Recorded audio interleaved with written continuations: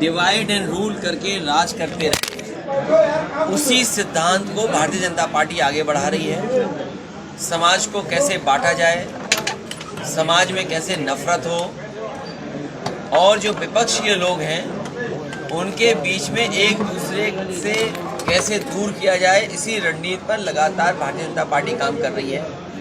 जहाँ तक धार्मिक स्थानों का सवाल है, पहले से जो एक्ट बना है 1991 एक्ट की परवाह नहीं है भारतीय जनता पार्टी को।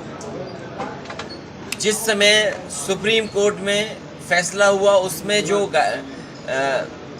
बात रखी गई उस पर परवाह नहीं है भारतीय जनता पार्टी को। भारतीय जनता पार्टी जानती है कि बुनियादी जो सवाल हैं उन पर अगर चर्चा होगी तो भारतीय जनता पार्टी का सफाया हो जाएगा। जिस तरीके से चुनाव के बाद डीजल पेट्रोल महंगा हुआ है, स्टील महंगी हुई है, सीमेंट महंगा हुआ है, खाने का तेल महंगा हुआ है, हर चीज़ की महंगाई बढ़ रही है। जो हमारा यूथ है, नौजवान पढ़ा लिखा बेरोजगार है, आगे कैसे पढ़े या रोजगार पाए, नौकरी मिले, वो भी अभी सरकार उस दिशा में काम नहीं कर रही है। बड़े बड़े सपने सरकार ने दिखाए थे कि इन्वेस्टमेंट आएगा, इन्वेस्टमेंट के बहाने इतने रोजगार और नौकरी निकलेगी।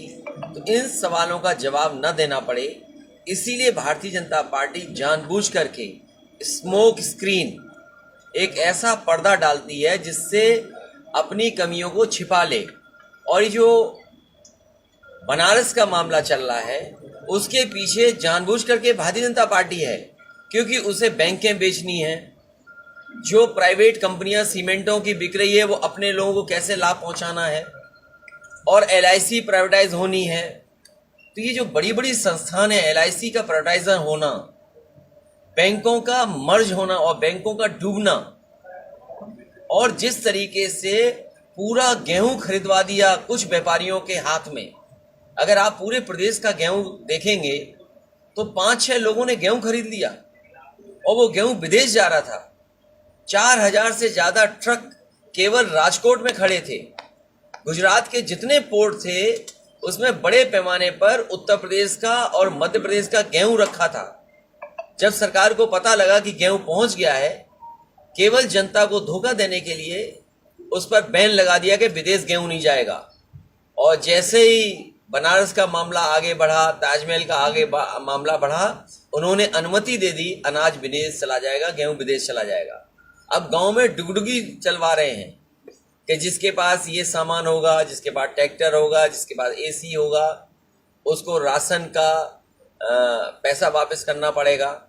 ये गरीबों से भी मुनाफा कमाना चाहती है। जहां बड़े बड़े उद्योगपतियों को लाभ पहुंचा रही है, वहीं ये गरीबों को दिए हुए राशन से भी मुनाफा कमाना चाहती है।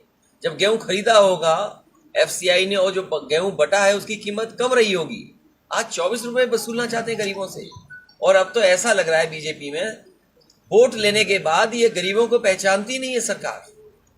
इसलिए ये जानबूझ करके डिवाइड एंड रूल, लोगों के बीच में नफरत फैलाना, लोग नौकरी रोजगार न मांग लें, लोग महंगाई पर चर्चा न कर लें, लोग ये न चर्चा करने लगे कि बैंकें क्यों बिक रही हैं, लोग ये चर्चा न करें कि एक ही उद्योगपति को सब कुछ देते जा रहे हों।